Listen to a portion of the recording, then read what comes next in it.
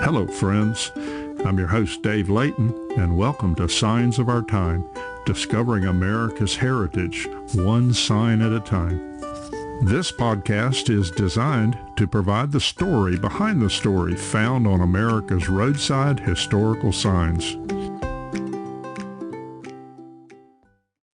The time of this recording, it is almost spring.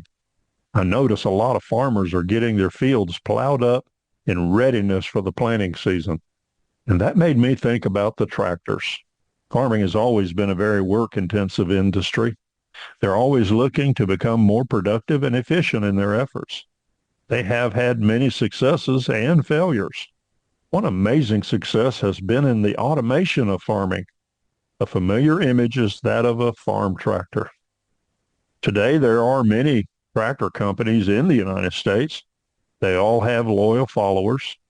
Well, in this episode, I want to look at the story behind the story of one of America's iconic farm tractor manufacturers, the John Deere Tractor Company.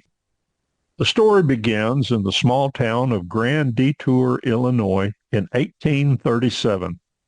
This was the home of John Deere. John was not a farmer, but a blacksmith.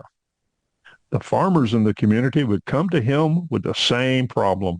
Their plows clogged with sticky Midwest prairie soil. Farming was slow, exhausting, and discouraging. But John hit upon an idea. He took an old saw blade and fashioned a smooth, polished steel plow that easily cut through the soil without it sticking. His idea was so successful, it enabled him to form a series of manufacturing companies focusing on plows. But John Deere and his associates were not the first tractor manufacturers in the United States. That honor goes to the Waterloo Gasoline Traction Engine Company in Waterloo, Iowa.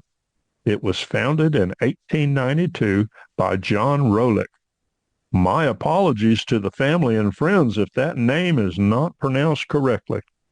The Waterloo Gasoline Traction Engine Company is generally considered the first company in America that specifically manufactured gasoline-powered tractors. Unfortunately, the company only sold 4 tractors.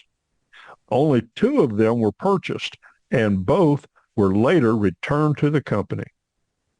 In 1895, the company was renamed the Waterloo Gasoline Engine Company and focused on building gasoline engines rather than tractors. In 1918, the Deere Company purchased the Waterloo Gasoline Engine Company. That became a turning point for tractors for farmers in the United States. The first official tractor produced by John Deere was in 1923. It was a 2-cylinder kerosene-burning tractor that replaced the original Waterloo Boy. John Deere became associated with the rapid growth of farming power, not only in the United States, but worldwide. The demand for a variety of products continued to grow. Today, if you see a green and yellow painted tractor, you know it is manufactured by John Deere. In addition to farming activities, many homeowners and small businesses rely on John Deere machinery and product. You can also find a wide range of non-farm related products on the market, such as toys and clothing.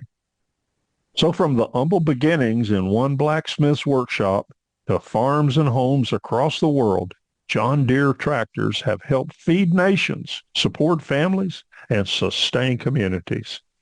I encourage you to visit the John Deere website. The website is about.deere.com. Now, in case you haven't thought about it, Deere is spelled D-E-E-R-E. So it's about.deere.com. You'll learn more about this amazing American success story. Well, friends, there you have it. A story behind the story from America's historical signs and markers.